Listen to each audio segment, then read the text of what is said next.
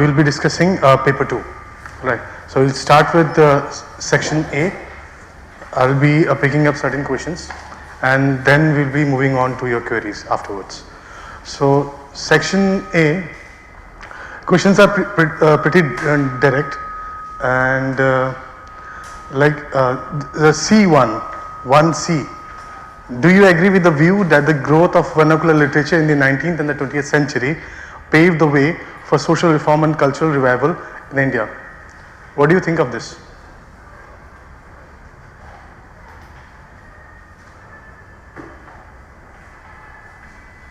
What should be in it? What should you write in this?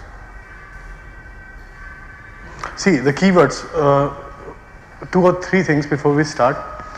When you look at the questions, the first thing that should come to your mind should be the keywords. What are the keywords in the question? I mean, like in this particular question, the keywords will be like the growth of vernacular literature, 19th and 20th centuries, and how did they pave the way for social and cultural revival? It's cultural revival. We are talking about the 20th century revivalist movements. For example, Arya Samaj. Right? It was a revivalist movement. So here, another thing that should be borne in mind while attempting these questions is to be exactly on the point. When we are talking about growth of vernacular literature, we need not to discuss the growth of English education, right? In the 19th century. For example, in Bengal Renaissance too, we need not to focus on English education and the impact of English education. What we have to focus basically is the dissemination of literature, dissemination of education, and the growth of printing press. Growth of printing press in the second half of the 19th century. And the areas will be 2, Bengal and Maharashtra. We'll be focusing on Bengal and Maharashtra. The first half of the 19th century will be Bengal, and later on it will be Maharashtra. And when we move on to 20th century, we'll be seeing the rise of these vernacular languages like Bengali, for example, Punjabi, right? The work of like the Singh Sabhas in Punjabi. And then when we talk of Bengal, then we see the growth of Bengali literature especially from the growth of Swadeshi movement, after the Swadeshi movement. Right. Role of vernacular literature in mobilizing public opinion. Now, then the other point which we have to focus is social reform and cultural revival. There's a difference between 19th century social reform and 20th century social reform and the questions involved, because with the coming of the 20th century, we will see the rise of national movement. And once the national movement comes into being, the questions are different. And before that, in the 19th century, the questions will be like what? Widow remarriage, right? Then the age of consent issue, 1890s, right? Age of consent issue, widow remarriage, sati before that, right? And in the 20th century, the questions will be different. Questions will be like empowerment of women, right? Empowerment of women, and then untouchability with the coming of Gandhi and other political leaders. And then when we look at the other part of that thing, that cultural revival, then we must be focusing on Arya Samaj and how revivalist movement came into the picture. Why revivalism? When we say revival, we mean like we are going back to Vedas, right? Why? So then comes the question of cultural nationalism too. The rise of cultural nationalism also comes into being. So this is how you are broadly expected to answer this particular question. And then we move on to, for example, D. The mutiny of 1857 was much more than a mutiny of sepoys and much less than a national rebellion. Again, an analytical question. Now here, as we all know, there are various views on 1857. Some say it was a sepoy mutiny, some say it was a revolt, some say it was the first, Savarkar says, first war of independence. Now, here, identifying the keyword is, how far was it a mutiny of sepoys, and how far was it a national rebellion, or is there a midpoint? When the statement says that it was much more than mutiny of sepoys, then we must also remember, supporting the statement, for example, that it was not mere a mutiny of sepoys. There was civil rebellion too. there were civil disturbances too. For example, there is a historian called K.K. Datta who wrote about civil disturbances in Bengal. So it got a popular color to it also. For example, shopkeepers, other people who were associated with this political leaders, right? They were also involved in this rebellion. So it cannot be a simple sepoy mutiny. On the other hand, when we talk about the national rebellion, then there's a kind of problem in understanding this, because most of the historians agree that the idea of India as a nation is a product of the late 19th century, right? When post 1857 India got united administratively and politically, this idea of a nation began post 1857 rather, from 1870s and 1880s. Therefore, we see many political associations. Right? We see political associations, regional political association, and then we see the final culmination in the formation of Indian National Congress. Right? So that way you have to understand that when Savarkar talks about the First War for Independence, he's talking from a point of view which is more cultural nationalist in view. He views from a different perspective, and there are historians too who also agree. Some also agree that the idea of a nation came in the 18th century, started from the 18th century. So we have to be quite certain in doing that. If you're supporting it, then you have to put forward the views. If you're going with either side, so this statement talks from a middle point. If you're going for the mutiny side, then you have to give arguments, and then if you're moving on to the other side, which is the national view, then you have to focus more on that thing. But if you're supporting the statement, then you have to write accordingly. Then we move on to question number 2A.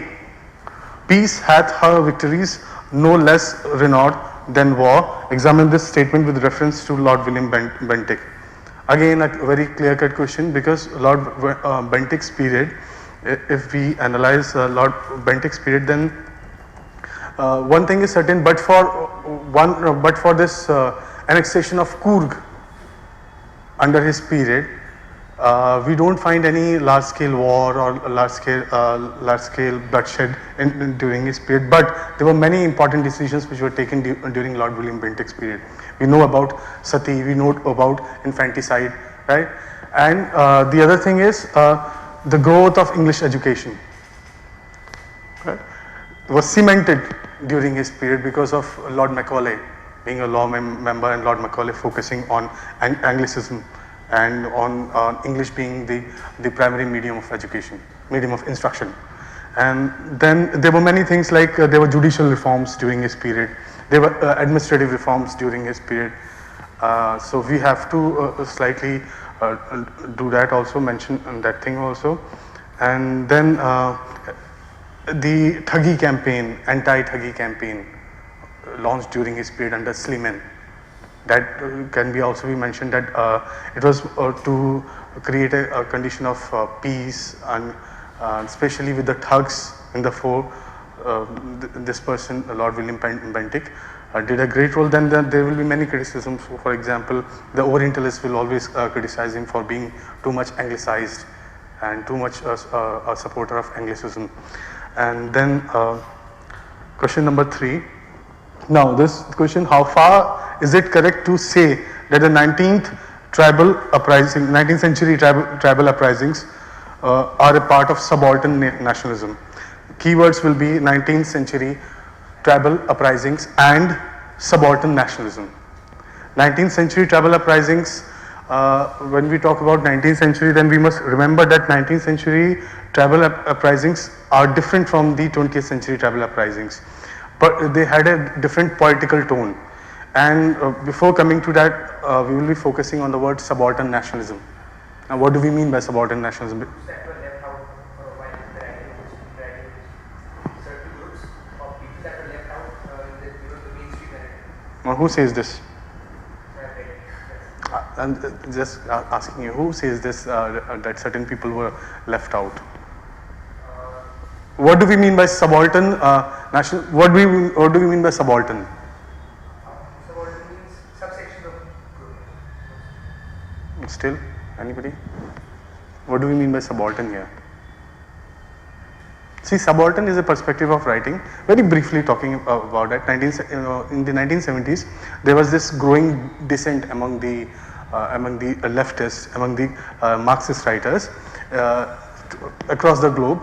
Of them, one person was very important, E.P. Thompson. He wrote about history from below.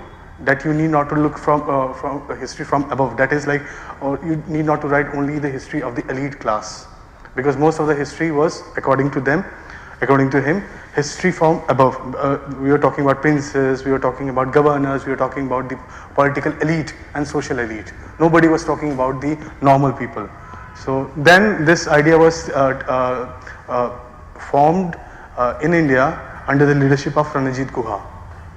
Ranajit Guha talks about subaltern history, and he started a series of this whole subaltern studies group. And according to him, there are two or three things. Number one, that society is, as we know, according to Marxism, society is divided into two parts, especially capitalist society, right? Capitalist society is divided into two parts: proletariat and the bourgeois class. That is the haves and the have-nots. They divide the history, the society into two parts: elites and subalterns. Elites, we all know what do we mean by elites. Now, even in the elites, there is a further division called the Indian elite and the foreign elite. Foreign elite is the colonial government and the Britishers and the British officials and the official class. And the Indian elite will be the zamindars, the talukdars, the princes, the affluent people of the Indian society, the political leaders. On the other hand, when we talk about the subaltern class, they will include all the other people who are deprived, and basically focusing on tribal people, on Dalits, on minorities and women also. So here, when we talk of subaltern nationalism, we talk about the agency of the tribals. Right, the word agency becomes important. The word agency here means what scope did they have? What scope did the tribals have in voicing their opinion, in fighting for their rights? And here, the main rights will be like the Tamar revolt in the 19th century, the Santal revolt, the Sardari Andolan or the Sardari revolt, and Birsa Munda's movement, right at the end of the 19th century. So overall, we'll be talking about the subaltern school. And what do we mean by subaltern nationalism? Here the word subaltern nationalism means that these people had a different nationalism, different concept of nation, their own let's say region-centric and community-centric, ethnocentric view of nation compared to the 20th century idea of nation under Gandhi.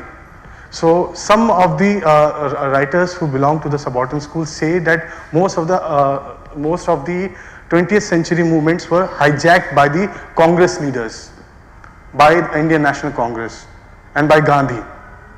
They were started under the subaltern leadership, but they were hijacked by the Indian National Congress or by the mainstream politicians. So we will have to bring that out. And then fourth question is again a very simple question. The need to impose greater parliamentary control over the company affairs increased during the decades 1773 to 1853 after Plassey. Well, basically we are talking about all the acts, starting from Regulating Act to the Charter Act of 1853. Right? Now, but if you discuss only the acts, that won't solve the problem. The thing is to go behind, and then the keywords will be greater parliamentary control over company affairs. Why? Why was there a need, and why did it increase? So again, to understand this, we must understand the British parliamentary system, political system and the society during this period, which is the later half of the 18th century and the first half of the 19th century. The idea is to understand that from the later half of the 18th century, we will see that the mercantilist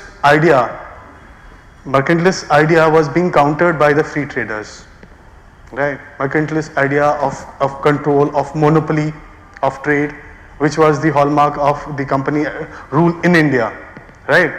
Because they were getting a monopoly. How to decrease that monopoly? Why? Because House of Commons there was being led by a strong lobby which vouched for this free trade.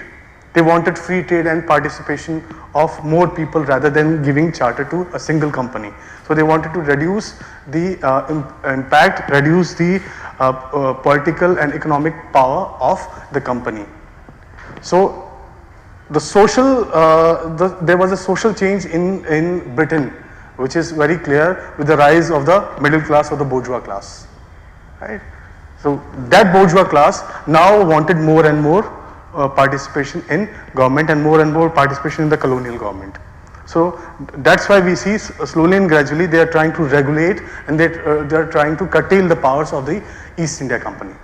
So that would suffice as an answer with examples. And then in the fourth question, there are simple questions. What significant role did women play in the Indian national movement? So what you're going to write in that? 4A.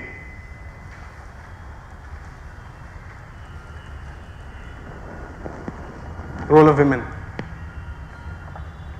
Indian national movement. Again 20th century. Indian national movement, 20th century. So we must pick out 2 or 3 names, right? For example, we may pick out Annie Besant and Home Rule League, and her work, especially her work politically, and her work in raising certain key issues, like for example her support to the widows and her support to the education of women. And then we have Sarojini Naidu. We can pick up Sarojini Naidu also, her political career, and how her role in the non-cooperation movement, Rowlatt Satyagraha, Rowlatt Act, and then her association with Gandhi. And then comes Gandhi. Right? Gandhi and his whole idea and his in his writings also in Harijan and other papers also, he'll be writing and again for the emancipation of women and the empowerment of women, basically within the same framework, not doing something very radical, right? And then we can also name women like Savitribai Phule. We can name Anandi Gopal. In the 19th century there was Pandita Ramabai, right?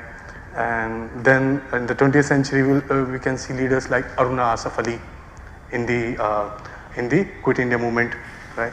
And then we have Kalpana Dutt and Madam Bhikaji Kama. All right. Then critically examine the okay. We move on to the second section, which is section B, world history. Right. Section B. Now the approach is slightly again different in section B. The reason being is one, we must always understand while attempting this section, world history, that it's different from international relations. How is it different from international relations? The reason being that we have to focus from a point of view which is historical in nature. We have to bring out the causes and interlink them rather than writing in a more political sense or journalistic sense.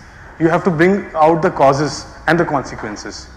So from the point of view of history, as a paper of history, we have to approach it from a causal point of view. Causality becomes important. For example, let's start. Karl Marx. 5A, Karl Marx applied his critical intelligence to wealth of nations. Where Smith had seen only the sunlight, Marx only saw the shadows thrown upon this human scene by the unimpeded exercise of individual liberty. Keywords: 1. Critical intelligence. 2. Wealth of nations. That is critique of wealth of nations. When we talk of critique of wealth of nations, he is basically critiquing whom? Adam Smith. And then we have Adam had only seen the sunlight and Marx saw the shadows on the human scene by the impeded exercise of individual liberty. Individual liberty becomes important. So what the statement is basically trying to say is that Adam Smith and his ideas vouched for, or they advocated for unimpeded individual liberty. Individual, again, theoretically speaking or philosophically speaking, two things come into being. One is individualism versus collectivism. Marx, when he talks about socialism and communism, he is basically talking about collectivism. Right? Collective, that's why communism, that's why socialism. On the other hand, the idea behind capitalism is individual growth, or in Adam Smith's word, invisible hand. He talks about the invisible hand, which is self-interest. Right? He talks about self-interest. If all of us serve our self-interest, then the common interest of the society will be served. Right? If we see Adam Smith, he's basically talking about self-interest to the common interest. On the other hand, Marx will be vouching for the common interest first. If the common interest is served, if the common interest of the society is served, then the individual interests of everybody will be taken care of, according to Marx. So now here we have to bring out the differences between capitalist thought on one hand and socialist thought on the other hand, or in other words, individualism versus socialism. And also we have to talk about this whole criticism of free trade. How Marx criticizes free trade, how in his work Marx attacks capitalism. What were the problems in capitalism which Marx was attacking, right? Because we have to talk about the shadows. Right? Then Matrix system, simple, and then League of Nations is a league of notions. It's written nations, but I think it's notions. So League of Nations is a league of notions. Again, the failure of League of Nations. Why it was only notions, and why it was the League of Nations was unable to fulfill what it intended to do. So we all know the problems, which creeped into like the whole idea of League of Nations. The stronger nations not obeying, and I will just give certain points and like see. They will be like the structure of the league was not efficient, and then it will be like it failed because of certain constitutional defects. It had certain defects in its own constitution, and for example, it was not able to stop Japan. Many examples, which is a very simple equation. And then 6a, critically examine the statement that the French Revolution was not caused by the French philosophers, but by the conditions of national life and by the mistakes of the government. So this question tries to discount or deride or somehow degrade the role of enlightenment, role of French thinkers, right? And tries to say it was because of the conditions of national life, conditions of social life, the social conditions and social contradictions that this whole thing, this French Revolution took place, and then it was mistakes of the government. So then either you can criticize it or you can support it. If you are criticizing it, then you can easily say that there were conditions of national life, fine. There was ancien regime, the society was divided into estates. There was problem because the third estate was being overburdened with taxes and everything, and then there were certain mistakes committed by the administration, by the king, by the emperor, and then then if you look at this question from the other point of view, then you will be saying the role of French philosophers was very important in this establishment of an opinion against the ancien regime, opinion against the French government. For example, the clubs, the formation of clubs, Jacobin clubs, the role of women, and how can you explain the formation of an opinion against the French government without the role of the philosophers, without the role of creation of a public sphere. A public sphere was created in France, wherein these philosophers, they shared their views, the writings of these philosophers. How can you understand the French government after French Revolution without understanding the role of these French philosophers? the ideas of liberty, equality and fraternity and so on. So then 7A, how did Lenin achieve an abrupt transition from monarchical autocratic to a socialist state? What will you write in this? Russia from a monarchy to socialist state. How was the transition achieved?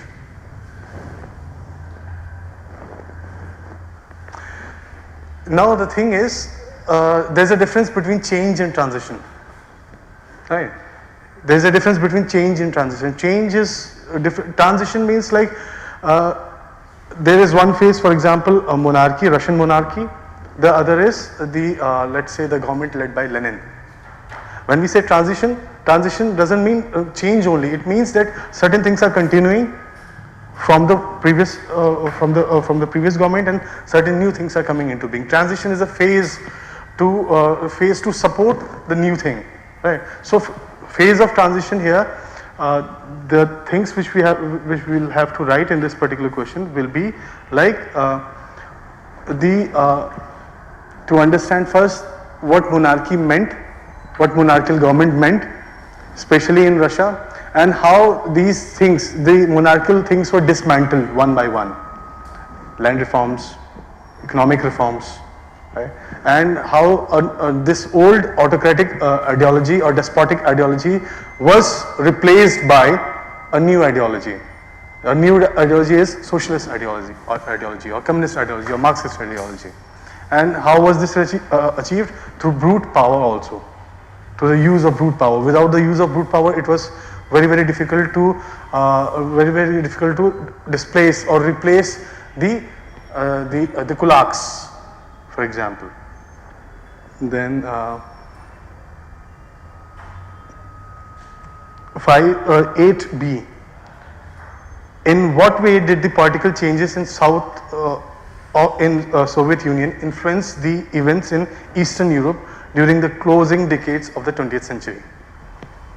Political changes in Soviet Union influenced the events in Eastern Europe during the closing decades of the 20th century, which means like post 80s and 90s. So 80s and 90s, again Gorbachev, glasnost and everything. And the key is how Gorbachev failed, why Gorbachev failed. And then the rise of US, right? And then the failure of the economic crisis, as well as the problems in Eastern Europe, especially the problems in Eastern Europe, and the regional assertion, religious assertion later on, right? And then also the role of Boris Yeltsin, role of US, and many events which were happening in the 80s and 90s, and how after this whole thing of like disintegration of USSR, we will see that regional nationalism arose in Eastern Europe. Regional nationalism. We are talking about the Serbs, right? Then now Chechen rebels and many issues, right? Especially Crimea. Then so I have discussed certain questions. Now if you have any problem you can discuss, but before that I'll be raising 2 or 3 points generally on the two papers. Again, the first thing to establish is the context. In any question, you have to establish, for example, if there is a statement, you have to establish what is the context of this particular statement. For example, let us see a house divided against itself, 6B. A house divided against itself cannot stand. I believe this government cannot endure permanently, half slave and half free. Obviously, we are talking about what? American Civil War. And this is a statement of Abraham Lincoln and American Civil War. Context established. Then you have to look at the statement and then analyze it. So, in the beginning, you have to understand the context. After establishing the context, try to establish the keywords. Try to find the keywords, and then you approach the keywords through an analytical point of view and through especially in the second paper, which is B, section B, World History paper, from a historical point of view, historical understanding, bringing in the causes and then consequences. If you write simple plain answers, for example, there is this question on outline the circumstances leading to detente, 8C. Obviously, if you know detente, then you will be only focusing on certain things like Cold War, right? And how this whole period of 1969 to 1980 is the period of detente, and the ending of detente happened in 1980. But then we have to establish the context why it started and why it ended. Right? What was the reason that it ended in 1980? Why in 1980 it ended with the coming of Ronald Reagan? Right? So in that, and what was the context? The context was the Cuban Missile Crisis, and the escalation of Cold War tensions between the US bloc and the Soviet bloc. So yeah, any questions?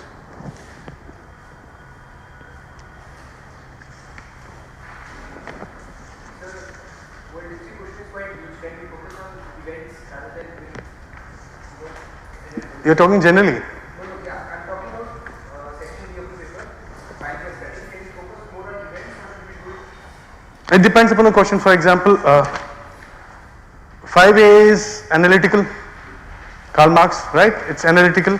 5B is direct. 5C is again direct with a little bit of analysis when you're talking about the League of Nations versus League of Notions. D, direct main features. So many questions are direct. And E, what factors contributed to the emergence of a unipolar world? That's also a direct question. But again, approach it differently, approach it historically, as in like, why did unipolar world emerge? So we have to talk about the Soviet crisis, the disintegration of USSR, the emergence of US. And then when we talk about, again, it depends on the question. For example, 6B, you cannot write only the facts. You have to write, huh? You have to describe the context. You have to describe the context, and you have to describe the opinion of Lincoln, his political opinion, versus the opinion of like southern states. Yeah. And then Ho Chi Minh, the role of Ho Chi Minh. When we talk about a role of Ho Chi Minh in Vietnamese struggle of freedom, people only discuss Ho Chi Minh and his role. We also have to discuss how Vietnamese nationalism was inspired from an anti-colonial struggle. So apart from the facts, context. If you add in the context, if you add in the factors and causes, then it will help you in fetching more marks compared to a general understanding and general writing of facts. And then again trace the growth of British imperialism in South Africa from 1800 to 1907. It is a simple plain answer, direct answer, which obviously you will be dealing with the Boers War and everything, and you will be discussing the British imperial interests and the geopolitical interests of British Empire in the area, in the region. And then outline the circumstances. Again, when you say outline the circumstances, see, understand the question. For example, when you say outline, describe, it's different from discuss, explain, analyze, right? When you say what do you think, it's different, it's analytical. When you say outline, it's simple facts. When you say explain, again you are explaining it. When it says describe is simply enumerating the facts. Analyze, critically analyze. So you must understand the key word in the beginning of the question. So what is test was free for? World is free. Because all the books have different part of main syllabus, like if you take David Law and then we take another book. Normal law. There is no one book. Normal law, and there is this World Civilizations by Ralph and Burns, especially for us, volume C. There are 3 volumes, ancient, medieval and modern. So C is modern. You can look at it. Then obviously you can look at our notes and attend our classes and do our test series. So our approach over in this particular paper is that we focus more on the concept building. And the questions which we usually ask are directly from the source books. And when you write a test series, you will understand this thing, that concept building is very important. Once you understand what Arab nationalism is, Come whatever may, either if they are talking about 1967 or whatever post 1967, if they are talking about anything after 1780s, you'll be able to cover it. If the question is on French Revolution, come whatever may, there can be thousands of questions on French Revolution. But if you understand the concept, then it's very easy. Understanding the concept and understand the viewpoint, right? For example, last one is like this 5A, Karl Marx, the question on Karl Marx. Obviously, if you understand what Marxist ideology is and how was it opposed to the free trade idea or the capitalist idea or the idea of individual interest, how individualism and collectivism are different, then you will be able to answer this question easily. So, understanding the context, understanding the concept totally, and the various views. For example, subaltern nationalism. If you don't understand subaltern nationalism, if you don't understand what is nationalism and what is subaltern view, then it will be very difficult to answer that question. Because there is another concept which is going on in this particular study in modern India, especially tribal movements and women movements. This whole idea of regional movements, subnationalism, nationalism, subnationalism. So these are concepts which we must understand as students of history, or those who are attempting for this history paper. Any other? Thank you.